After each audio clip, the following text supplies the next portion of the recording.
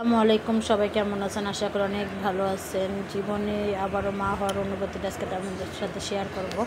যাই হোক, সকাল সকালে যে নাস্তা বানিয়ে নিতেছিলাম পরোটাইয়া, তো আমি আবারও মা হলাম, মেয়ের মা, কন্যা সন্তানের মা।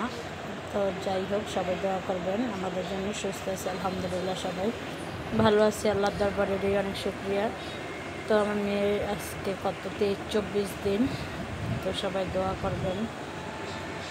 তো একদম দুপুরে রান্না শুরু করে দিলাম। তো জীবনে আবার মা হওয়ার অনুভূতিটা অনেক ভালো আলহামদুলিল্লাহ। তো আমি আবার মা হলাম। আগে আমার সন্তান, 3 সন্তানের মা জননী হয়ে গেলাম এই বয়সে। আল্লাহর দরবার, আল্লাহ যা চায় ভালোই চায়। তো আল্লাহর কাছে অনেক খুশি যে আল্লাহ আমার পরিপূর্ণভাবে সন্তান সুস্থভাবে দিচ্ছে। তো আলহামদুলিল্লাহ, এটাই আল্লাহর কাছে অনেক কিছু। তারপর মেয়ের মা হলাম। তো আলহামদুলিল্লাহ, আমার 2 মেয়ে 1 ছেলে। তো আল্লাহর দরবারে অনেক শুকরিয়া যে আল্লাহর কাছে যা চাইছি তাই পাইছি। তো এটাই তো আল্লাহর কাছে হাজার হাজার শুকরিয়া আলহামদুলিল্লাহ, মাশাআল্লাহ। তো আমাদের জন্য সবাই দোয়া করবেন মা মেয়ের জন্য, যে আমরা যেন সুস্থ থাকি। আলহামদুলিল্লাহ, অনেক সুস্থ আছি, যেহেতু সিজারে বেবি হয় আমার। তো যাই হোক, ওরকম সুস্থই আছে আলহামদুলিল্লাহ। তো দেখেন, আমার দুপুরে রান্না বান্না হয়ে যেতেছে। তারপরে মাংস রান্না করলাম আর ধুন্দুল ভাজি করবো। যাই হোক, দেখে রান্নাও করতেছি, আপনাদের সাথে শেয়ার করতেছি।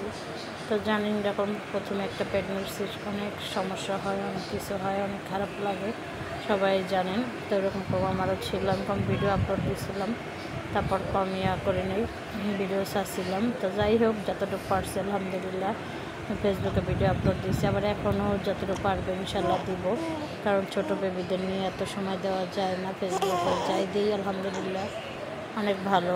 তো যাই হোক, এদিকে ধুন্দুল বাজিরা বসাই দিলাম। তো এদিকে আবারও মা হইলাম এরকম আলহামদুলিল্লাহ, আল্লাহ দরবার অনেক শুকরিয়া যে আমার আবারও আল্লাহ মা হওয়ার দিচ্ছে। তো আমার মেয়ে এরকম আলহামদুলিল্লাহ অনেক সুস্থ আছে, সবাই দোয়া করবেন। তা আমিও সুস্থ আছি। যাই হোক, এদিকে রান্নাবান্না প্রায় শেষ পর্যায়ে। মেয়ে হওয়ার সময় 17 তারিখ হয়েছে। কোটা আন্দোলন যে অবস্থা হয়েছিল দেশে, যাই হোক, ওদিন আন্দোলন ছিল না, ওদিন মহরম ছিল। আর পরে 2-3 দিন অনেক আন্দোলন, অনেক গ্যাঞ্জাম ছিল রাস্তাঘাটে। তো দুপুরবেলা রান্নার পরে ফলগুলা কেটে নিলাম, খাইতেছিলাম। আর এদিকে অনেক গ্যাঞ্জাম ছিল বলে, তারপর অনেক কষ্ট হয়েছে হসপিটালে আসতে বাসায়, কারণ যেহেতু রাস্তাঘাট সব বন্ধ ছিল, গ্যাঞ্জাম ছিল।